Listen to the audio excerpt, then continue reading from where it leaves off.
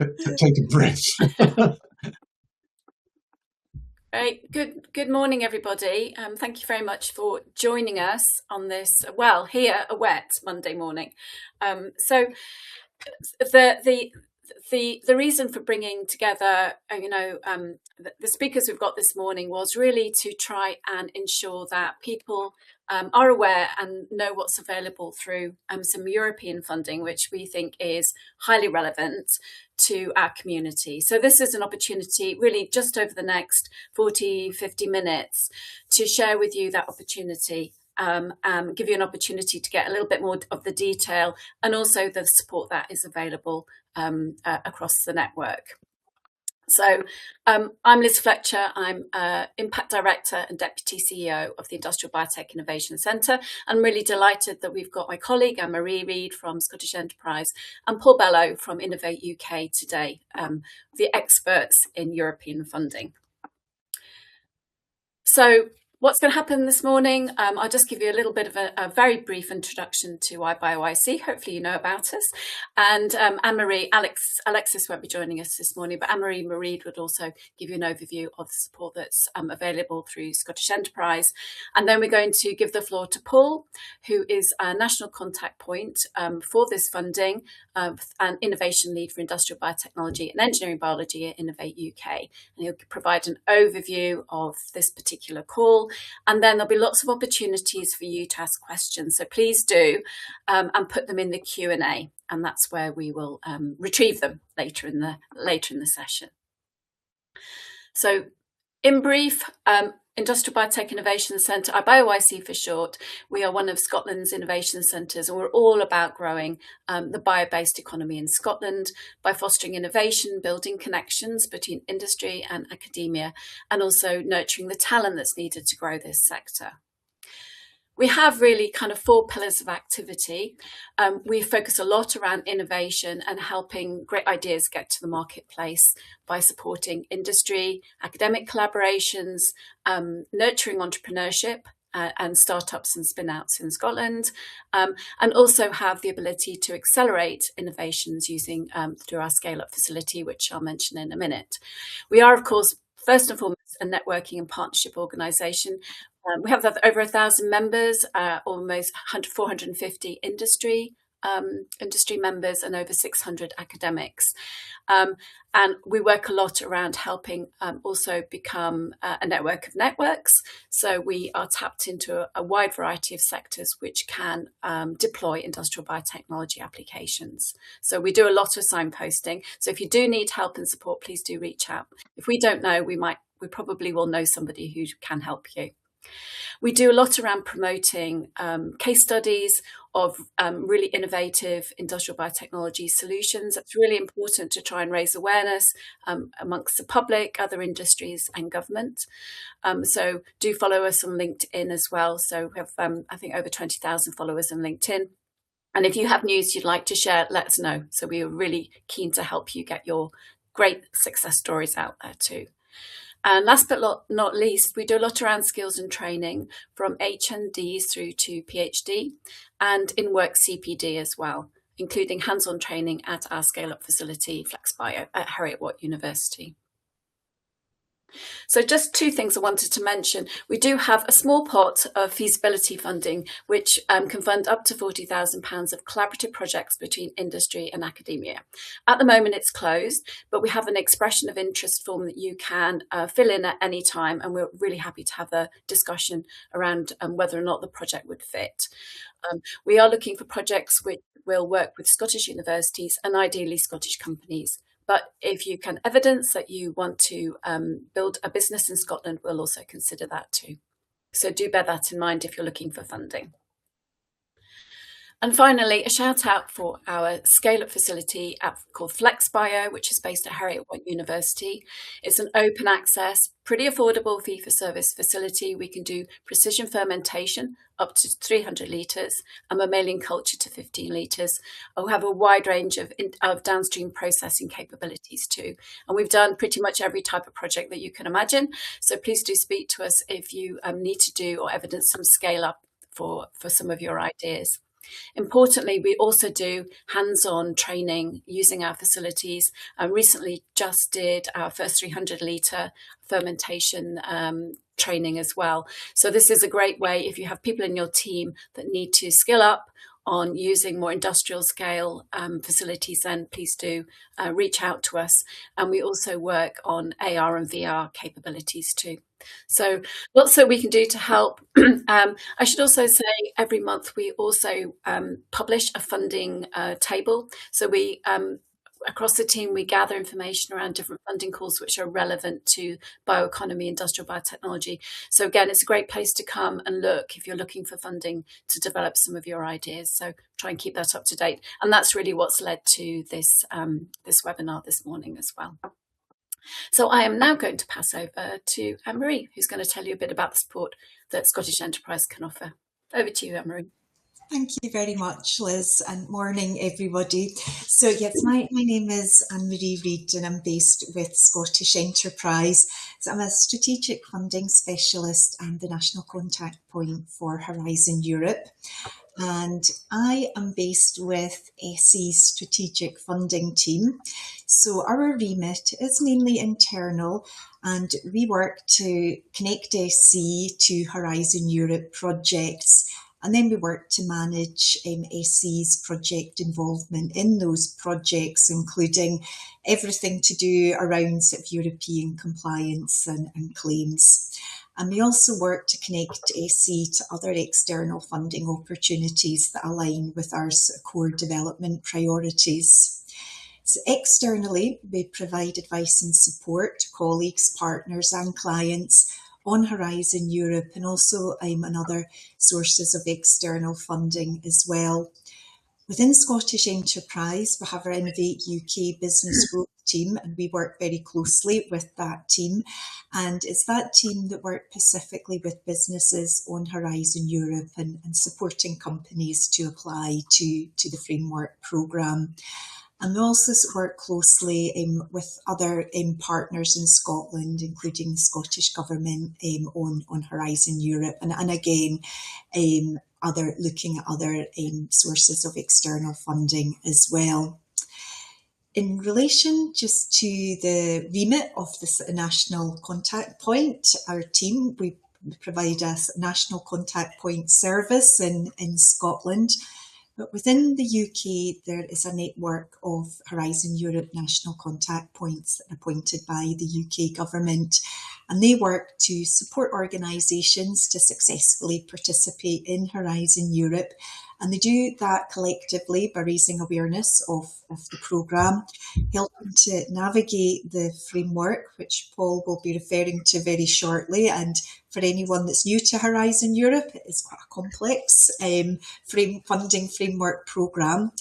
And they also work to identify the best way to find partners. So a lot of the Horizon Europe calls us supporting collaborative R&I, and that requires building a consortium of partners. So there's support available and advice available around finding partners to build consortia for funding calls. There's also support to navigate the actual EU funding and tender opportunities portal, to developing funding proposals, and also to answer any other Horizon Europe related questions.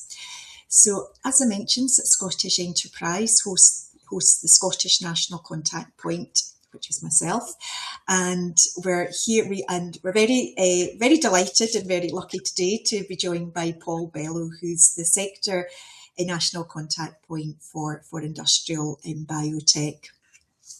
And just another couple of final slides. Just put here a slide on links to sort of useful areas of Horizon Europe. And there's a link there just to the European Commission's website, to the Commission's Horizon Europe work programmes. The work programmes detail all the funding calls. As well, there's a link there to the Industrial Biotech Pacific calls, the Circular Bio-based Europe Joint Undertaking that we'll be hearing very shortly about, Horizon Europe Funding Portal, Horizon Europe Calls Calendar, National Contact Point details, and our service, our Horizon Europe Inquiry Service. And just finally, just some QR codes here to access information from our NCP service.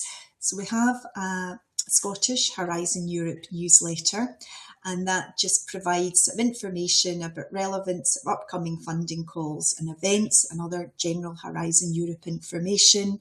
Our Scottish Enterprise Horizon Europe Inquiry Service. So if you do have an inquiry, if you go through that central route, your inquiry will then be directed to the appropriate individual or team in SC. And we also have here just a link to our SC Horizon Europe call calendar. So that lists all the Horizon Europe upcoming calls. So that's just a very short introduction from myself, and I will now hand over to Paul, who's going to now go into detail just in relation to the funding opportunities which is under Cluster 6 of the Framework Programme in relation to food, bioeconomy, natural resources, agriculture and environment. So I will hand over to you, Paul. Thank you. Thank you, Anne-Marie, and thank you, Liz, for the introduction. Obviously, my thanks to Scottish Enterprise and IBioIC with this opportunity to dwell and speak to CBE-JU, the Circular Bioeconomy Undertaking, joint undertaking. A minor little point, if I can, before I start into the slide set, to pick up on Anne-Marie, that I was the innovation lead for the industrial biotechnology. I say that lightheartedly because Innovate UK under UKRI also to a degree have aligned the structure of our teams, the sector teams, and our workings to align better with the government's industrial strategy.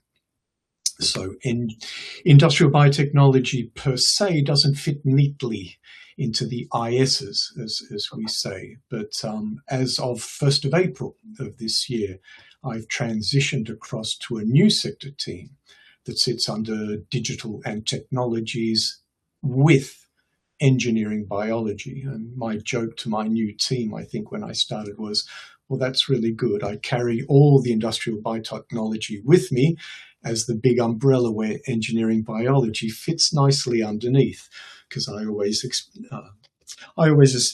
expect that industrial biotechnology is the important translational aspect of this. Next slide, please. Thank you. Just as a very quick agenda, I will touch on Horizon Europe and Pillar 2 program.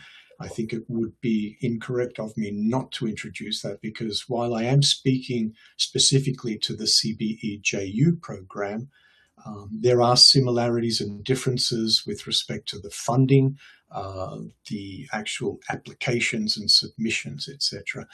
Notwithstanding that we are coming into the last 2 years of the Horizon Europe program before the next iteration, which is FP10, will start. So there are still opportunities there for submissions over and above the CBE-JU program. So again, I'll talk about the association just to clarify any misgivings or misconceptions of what that meant when we did reassociate back in January 24.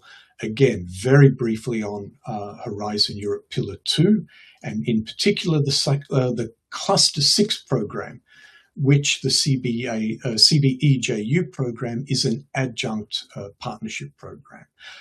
Then I'll also touch on support available, much in the same way that Anne-Marie just did, although she's highlighted a lot of the links that I'll probably provide as well. And as the three of us said, we've all got questions and answers at the end, but feel free, again, to pop any questions into the chat. Next slide, please. So again, as I said, we're into the dusk, I suppose, of the Horizon Europe program, the principal program that was going for the last 7 odd years. The 3 pillars of implementation, they're there. It's all to drive excellent science, the global challenges and funding. Again, it's been the driving force in European funding since 2021. It is finishing next year. And it's also, of course, included the United Kingdom. September 7th was when we laid the foundations of reassociation that came to fruition as of January 2024.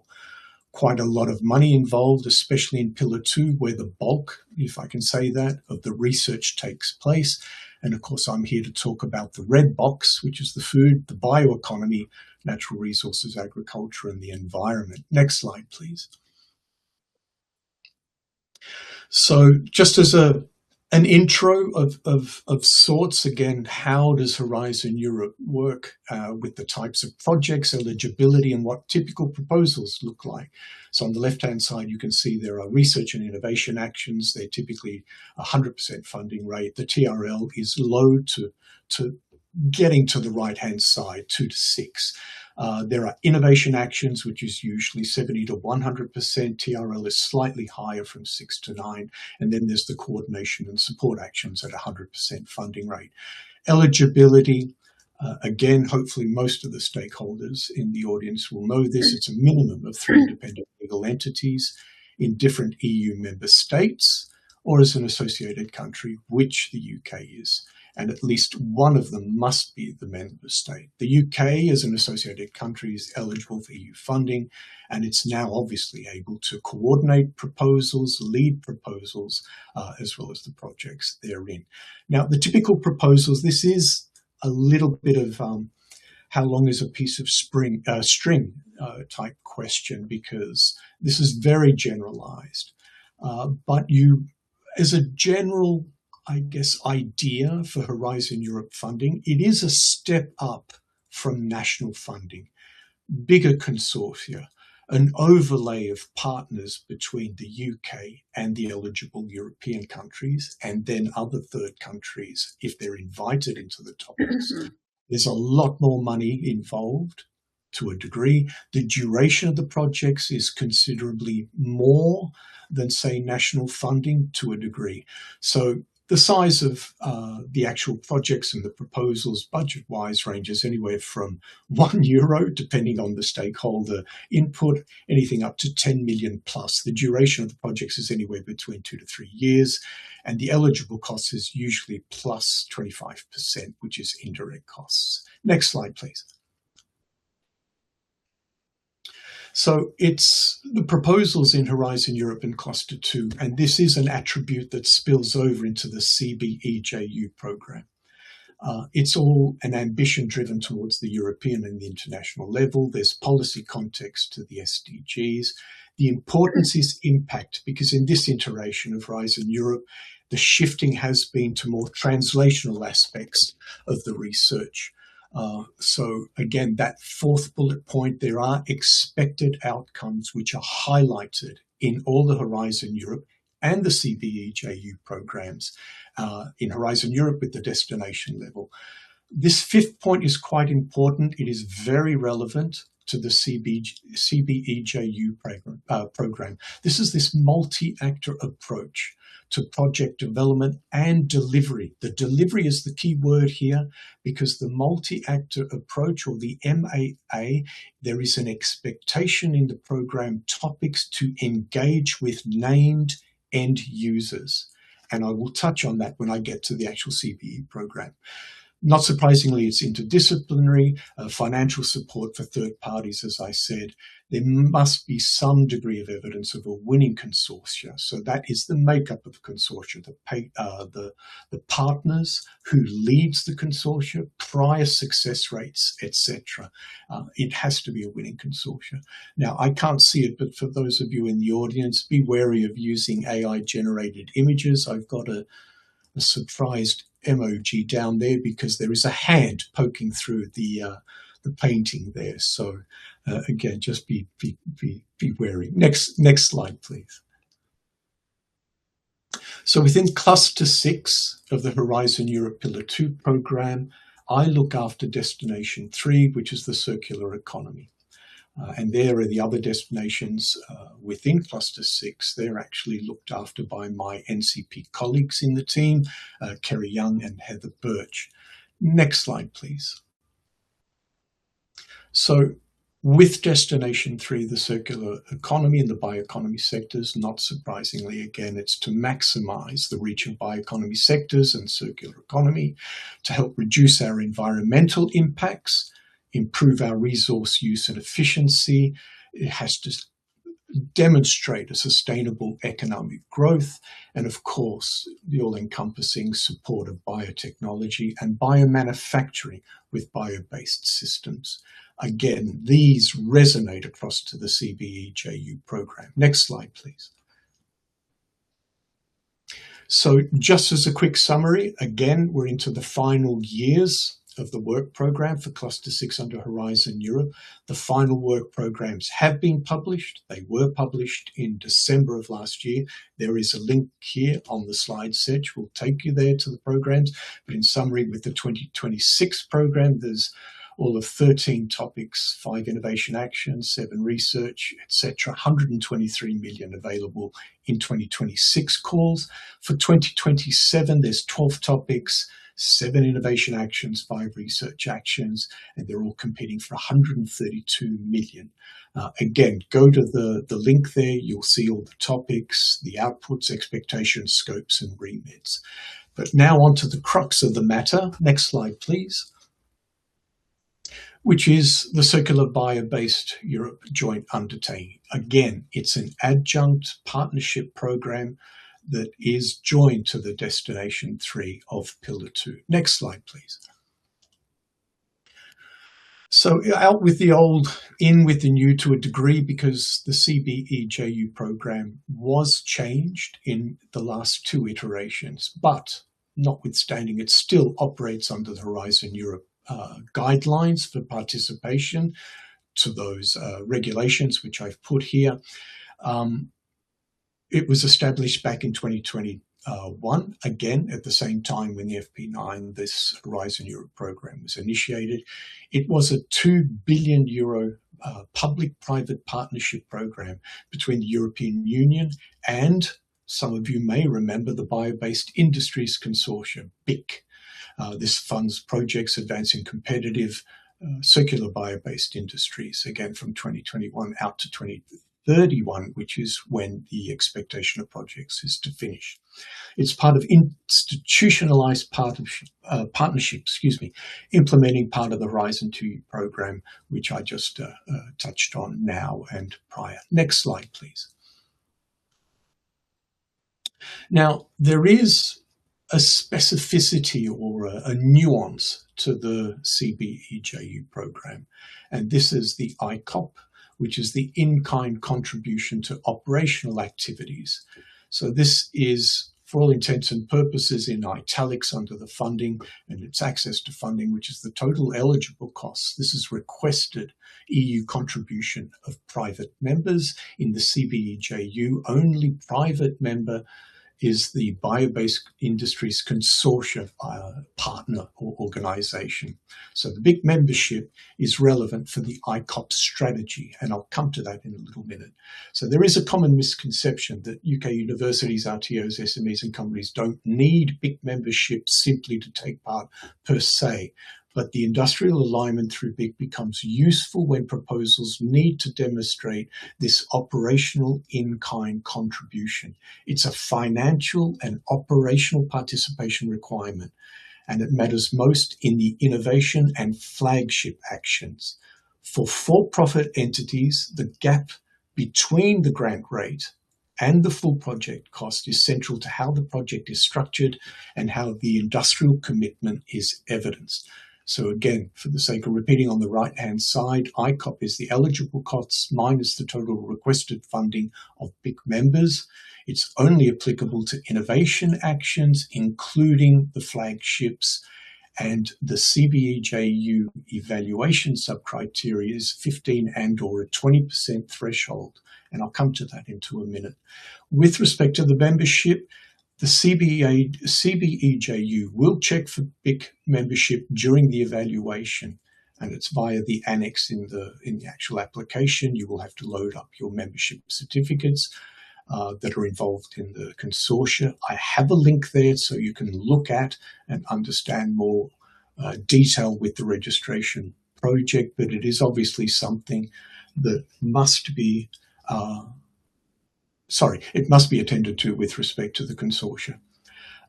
Project membership, temporary membership option is only relevant. You don't have to actually subscribe. You have to become a full member if you are successful in the project proposal. So next slide, please. So again, as I stated through the beginning of the introduction with Horizon Europe, there are similarities, there are differences with the CBE-JU program. The differences in this slide highlighted in red with respect to the funding rates, award criteria, the page limits with respect to the applications do differ. The thresholds for scoring in excellence, impact and implementation do differ. There is a higher degree of impact that is expected because of this translational aspect of CBE-JU. And the impact again is iterated in the weighting factors. So again, in summary, CBE-JU uses Horizon Europe rules and the portals for announcing all the available topics, calls, scope, etc. and requirements, but it has its own budget, its own topics and its own governance. And it also has a far more focused industrial partnership and deployment logic. Again, as I said, is highlighted in the red differences on this slide. Next slide, please. So Horizon Europe CBE for 2026, it matters now because it is most definitely open. The indicative budget is about 171 million euro. Applications are closing in September 2026. There are 13 topics across flagship innovation, research and support actions. Again, a strong emphasis is on applied, transnational innovation and scale-up. The topic mix is heavily weighted toward near-to-market deployment. So we are talking TRL 6 to 7, which makes it especially relevant to SMEs, industrial and translational RTO participants. Next slide, please. How does the UK perform?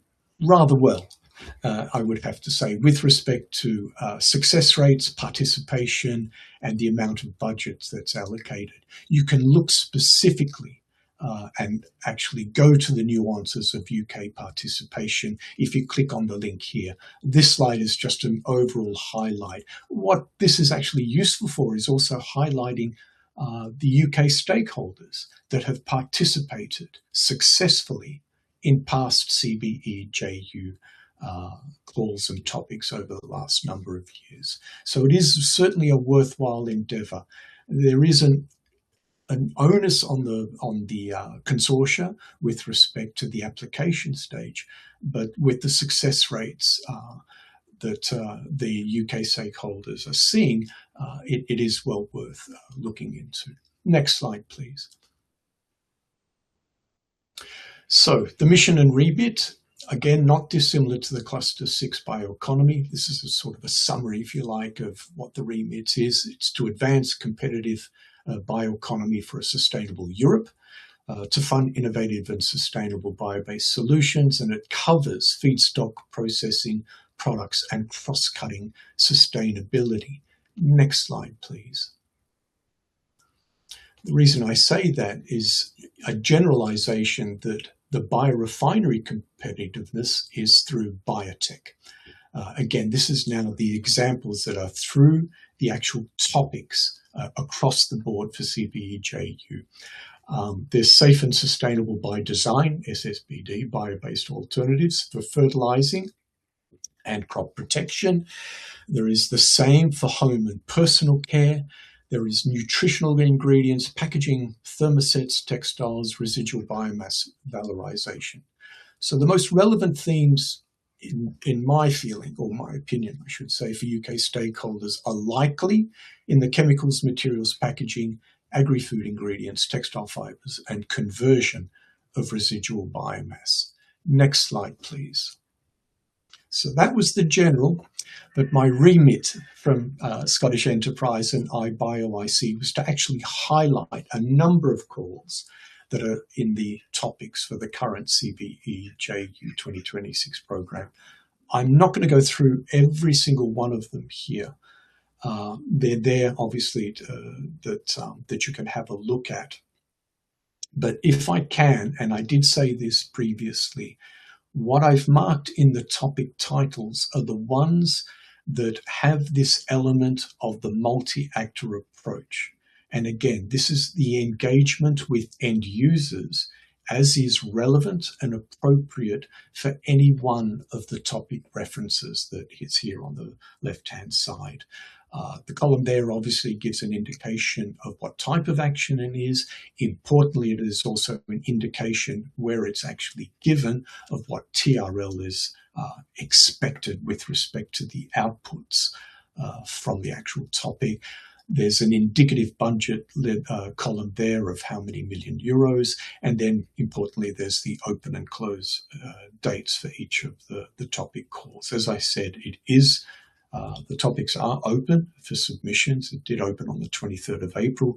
We have the 22nd of September with respect to the expected close dates, unless there's something untowards. Next slide, please. So in this slide, I've taken the table before and broken it out into groups of relevance and that are, say, thematically linked. So there's group 1, which is what I would call residual biomass and biorefining nuance. So that's the IA1 and 3 and the RIA01. So the topics are listed in the bullet points. So it's the clearest, for this group, it's the clearest value chain cluster. There's industrial topics, while the research for innovation action is a de-risking and enabling technology topic that could feed directly into them or run as a separate upstream project. The group 2 seems to be more to do with circular packaging and additives. Again, I've listed the actions with respect to their titles there, but this group works well for materials packaging, circular design actors. There's tight links through packaging performance and end-of-life compatibility. The high-performance circular biodesign bio-based thermosets, IA04. It's a broader high-performance topic that could overlap in consortium expertise, but it certainly deserves its own technical narrative. The final group, I feel, deals more with sustainable polymers and fibers. So these are the research innovation actions. Two of them are listed there in the bio bullets. These are earlier stage, if you like, earlier TRL. They're more research-facing topics. They certainly suit academic-led or research and technical organization-led consortia with SME and industry validators. They also are excellent precursor projects for any future innovation actions if they build the right sort of value chain evidence. Next slide, please. So I've broken out just one example, and this is just my view of how you could fit together, so to speak, a proposal for one of the call IDs with respect to its scope, what the expected outcomes might be given the likely TRL level that is wanted as an output from that topic, what the ideal consortium makeup would look like. Again, if you look at the very bottom of that column in the middle, again, this emphasis on the multi-actor presence, the end users being nominated. Some suggested work packages that are attributable that could be considered. Again, you'll see, because of the high TRL, not surprisingly, life cycle analysis, technical and economic analysis, regulatory aspects, but importantly, high TRL means exploitation, dissemination. Stakeholder recommendations with respect to leads, who's joining, and avoidance with respect to, again, the resonance of this high TRL, not necessarily looking at generic lab research without any scale-up relevance. Again, I emphasize this is just a worked proposal strategy. It's only an example, but I would certainly hope that the consortia that you all are building would probably have a much better idea of the structure of what the proposals would look like. Next slide, please. Timetable. Again, I've iterated that the topics were open in April 20 April of this year. They finish in September.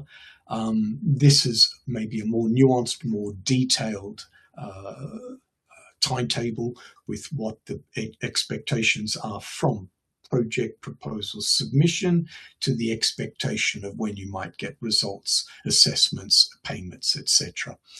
Please do reach out to me if you do require proposal tips and tricks, i.e. what lessons learned have come out of past proposal submissions, especially if they've come out from proposals that have had UK stakeholder engagement. Reach out to me if you would like some worked ICOP examples for either IARIA flagships and anything else, as Anne-Marie said for herself with respect to Scottish Enterprise as a national contact point. I'm here for the Cluster 6 and the CBE-JU, so I work with Anne-Marie to try and answer any questions coming through. I did add some worked examples at the end. I don't know if Sophie will be able to let me show them up, but again, in an updated slide set, you will have those worked ICOP examples that you can look at, and it probably will give a greater degree of detail and understanding of what the ICOP requirements are. Next slide, please. Support and funding, I've lightly touched on that. Next slide, please. So in summary, and again, Anne-Marie has probably posted a lot of these links in her slide set, which prefaced mine. The CBE pages are all linked there with the events page. There's info dages. Some of them may be obsolete. They may have already occurred, especially for the useful national days, but some of them are probably in the making, and they're certainly worthwhile endeavours to attend for further granularity and detail than CBE-JU from the perspective of other countries that are being involved in CBE-JU. More importantly, to identify and also appreciate what partners might be looking into the CBE-JU program that UK stakeholders might find interesting and of value for their proposal. Next slide, please. And this is just the last two bullet points that obviously didn't fit on the prior busy slide with respect to, well, the point that I finished off with, matchmaking events and partnership pages, all important with respect to building a worthwhile and winning consortia for any proposals and proposal applications that you're wanting to put in. Next slide, please. What are we here for with respect to myself and Marie to a degree as a national contact? We're part of a big network, not only nationally, but with our European counterparts. The international NCP network supports all the member states, all the associated countries, and third countries when they're involved in the topics.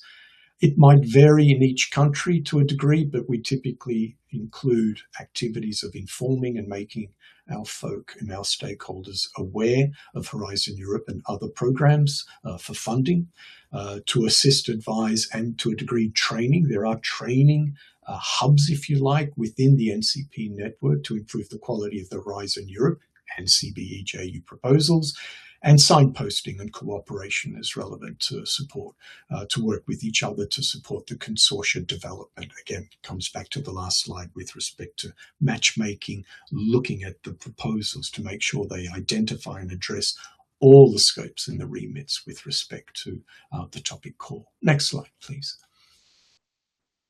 I guess this is full circle for me. Again, I look at the Circular Bioeconomy Destination 3 within the Horizon Europe program.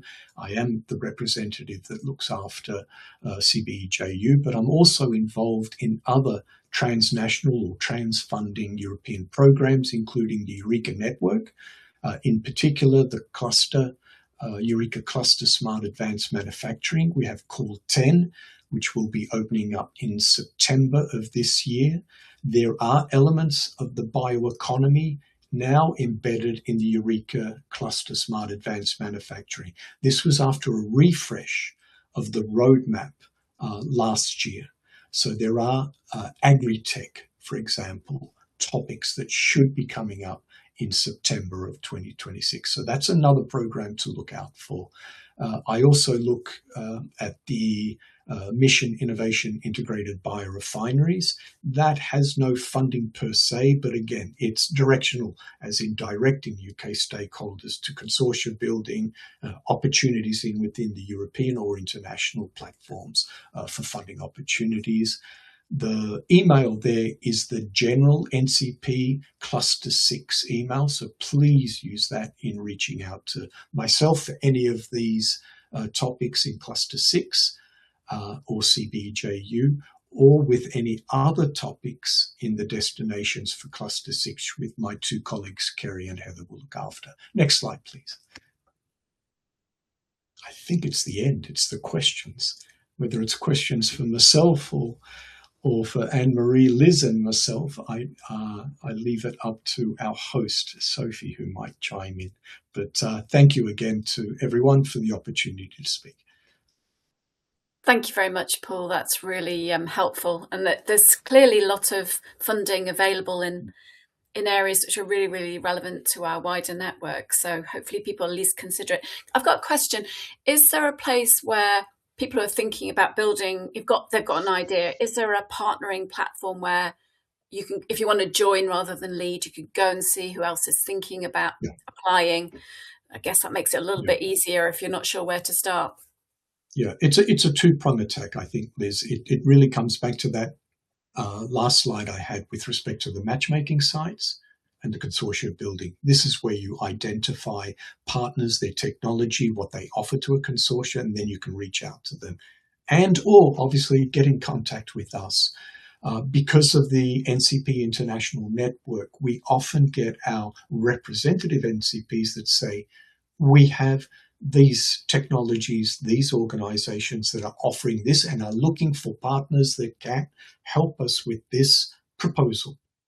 And what we do is then we have a look at that and we try to matchmake with any like approaches that we've had from our UK stakeholders. So there's that second level, if you like, of matchmaking and directional aspect to consortia building. But the best, as I said, Liz, is to join the info days, the event days, because that's the captured audience. That's where the stakeholders are presenting themselves, their ideas. That's where you can actually look for worthwhile, relevant partners that will help make a successful proposal. Brilliant, thank you. That's really clear. We do have a few questions that have been submitted. Anybody else, please do pop them in the Q&A. Question, can we include US universities as part of the consortia, including UK-based ones? US? Yeah. Strictly speaking, no, but there are caveats unless they're specifically called for. It's European money. The only examples I can give, and I'm struggling to think one specifically for CBE-JU, is only say in the Horizon Europe Pillar 2 program proper, there will be named countries that are specified that need to be brought into a particular topic and proposal, only because it's of benefit to achieving what the European remit is. So I would have to say no, unless there's a specific. And from my memory, and I stand to be challenged and corrected, I do not believe any of the current 2026 CBE-JU topics allow for US participation. Right. But there could be a caveat if they are offering self-funding or interaction. Yeah. But I can chase up on that as a definitive answer offline. If we're going to be offering some answered questions through this platform. Great. Thanks for that. Sylvia asked, could you explain what TRL stands for?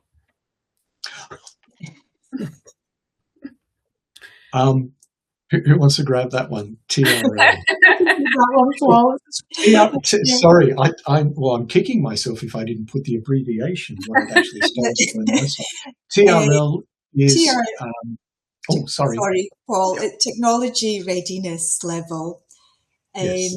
And I can maybe then just like pick up on another question that I think has come in that relates to that. I think someone has raised the question, what does RI, IA and CSA stand for? So RIA is a research and innovation action, and it is at TRL 2 to 6. And it's looking to it's looking to support projects that will establish new knowledge or explores new or improved technology, product, process, service or solution. And the EU intervention rate is up to 100% of project costs. I think it's typically between 70 to 100%. IA is innovation action, and that's at the higher TRL of 6 to 9. So that's looking to support projects to produce plans or designs for new or improved product, processes or services, including prototyping, testing, demonstrating, piloting, large-scale product validation and market replication. And the EU intervention rate, again, I think it's between 70% to 100% of project costs. And then finally, the coordination and support action. It's typically up to 100% of project costs. It's not driven by any TRL, and projects and CSA projects are really designed to improve cooperation among EU and associated countries, and activities typically include standardisation, dissemination, awareness raising, communication and networking activities, policy development, and looking at supporting knowledge exchange and studies. Thanks. A couple of other questions. Can the proposal lead be an academic or should it be an SME? I suppose, yeah. Can be both. It depends. It's odd to say it depends, but I made the light-hearted comment of, what's the ideal consortia for a particular proposal. It's almost a how long is a piece of string. It is very much dependent on the topic. But in consideration of the last question, TRL, we are looking at quite high TRLs, technology readiness level, 6 to 7. There you're in pilot demonstrator territory. So by that, the expectation is if your outputs are that high, you would be expecting to see SME industry-led proposals as opposed to academics. But that is not necessarily a take for every single occurrence. You need to read through the scope and the remit, understand what the expectation is of outputs, to then decide what is the ideal makeup for that consortia and who should lead it. Again, not forgetting that they're looking for winning consortias. That's all part of the metrics. It's all part of the equation, if you like, the formula.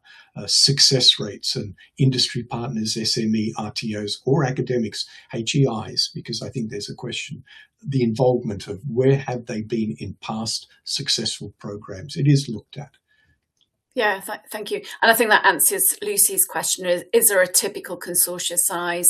I think it's a consortia. No. You need to deliver what you say you're going to deliver, and no more and no less than the number of organisations and people that you need to do that. So, exactly.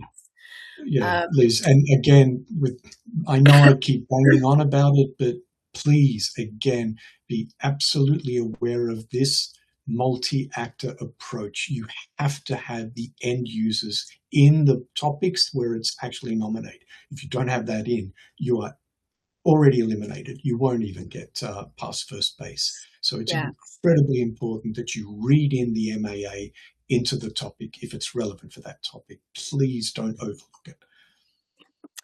And Ben has a question. I think it's a very good question, Ben. What is the success rate of CBE-JU applications? Is that published? I presume that they have. It is. If you do, if it is published. Again, if you take that link that I had with the overall dashboard as it's presented for the UK, you can drill down and it will give you percentages. Off the top of my head, I can't remember the exact figure of what it was for 2025. Or 2024 was running, I think it was I think it was around the 15 to 20%, but please don't hold me on that. I'm almost tempted to say it was higher, but I think I am confusing myself with the UK stakeholder success rate in the Eureka clusters. That I know is 30%. Forgive me that I don't know exactly what the success rate is, but it is information that you can get if you go to the dashboard. It is really worthwhile. Can't emphasize it enough. It lists again, it comes back to this matchmaking stakeholders who in the UK or other countries are likely candidates that you want to bring into your proposal. Yeah, thank you. Thanks. Yeah. Sorry, Emery. Just to add in that, Paul, I'm just wondering if any of your slides provide the link to the Cordis platform. The Cordis platform, it's a really good resource just to get examples of previous funded Horizon Europe projects, and it's also a way to reach out to partners as well. And through the Cordis platform, it provides just an overview of the successful project, all the partners involved. And Paul, I'm assuming just in Cordis, it would link the successful projects funded under the previous Industrial Bio joint undertaking. Yeah. We can great. Put Thank the you. link in the chat to that. It's a really, again, it's a really good information resource, that and the Horizon Europe dashboard that Paul has just referred to. Yeah, I've tried to put it in now because it's a bit of a perfect, Paul. bit remissed. Yeah, it's a bit odd for me not to have put the Cordis platform in, but you're absolutely right, Anne-Marie. It is a very worthwhile platform to engage with. I think I just linked the topics that were requested of me. They just take you directly to the core page that explains the scope, the remit, the outputs, etc. But I hope that's worked. Thank you, Paul. Yeah. That's great, thank you. Sylvie, we can send you some information on the TRL scale, so we'll follow up after this with that. And Emma, in response to your question, so you've just finished your PhD through IBioIC, congratulations, that's fantastic. And she's got some ideas, so if you get back in touch with Mary, she'll connect you to my team and we can maybe give you some help on what to do with some of the ideas that you've got. And Gail's asked a question, do you have to become a member of the BIC if your project is successful? Paul, I think you said yes. Can you prove operational in kind any other way, especially given the cost to join, which is what used to be about €5,000. I don't know if it's roughly that now. I think it's still roughly that. Yeah. Yes to all of the above, obviously, Liz. But again, depending on who the partner is, whether it's academic, RTU, etc., that BIC membership really comes into play if you're successful. But by ICOP's strategy, you've got to have one in there. It again, I'm kicking myself twice now, not having Cordis link in there to Anne-Marie, but not being able to give the ICOP working examples for each of them. But I promise that they will be on the updated slide set that goes out to all of you, so you can see what the metrics, the calculations, the maths are in how to achieve that ICOP threshold with respect to, and also the, as we said, what the requirements are. Yeah, I'm just looking in the chat because I think some people put some questions in there. So Sandy asked, how does Highlands and Islands Enterprise fit into the process? Does it act independently or via SE? Anne-Marie, do you have a view on that? Would they generally come to you? Yeah, Sandy, you can feel free to reach out directly to myself or directly to Paul if you've got a query or if you're looking at developing a proposal to any of the Cluster 6 calls and the IBio joint undertaking. Thank you for that. And I think there's a couple of questions about whether large end users can be part of consortium. And I guess, again, it depends on what the call is and what the objective is as to whether or not they'd be appropriate. I think that's probably signs off that one. I think that's all the questions and we're nearly at time. So I hope we will... there will be a recording of this and we can also circulate the slides, make sure that you have all the links to all the various portals and the events that are going on. But, do feel free to continue to reach out to Paul and Marie and IBioIC if we can help connect you up. It would be fantastic to see some winning applications going in from Scotland and the UK. There's plenty of money there, and it's really relevant to the work that we're doing. So I'd just like to say a huge thank you to Anne-Marie and Paul for your time this morning to come and share all this really useful information, and to everybody who attended this morning. Thank you to join us on this Monday morning, and also to Sophie, who's set all this up. So thanks, Sophie, as our events manager. So please do reach out to us. Really keen to help. And thanks again. Good luck with your applications. Thank you very much. Thanks, guys.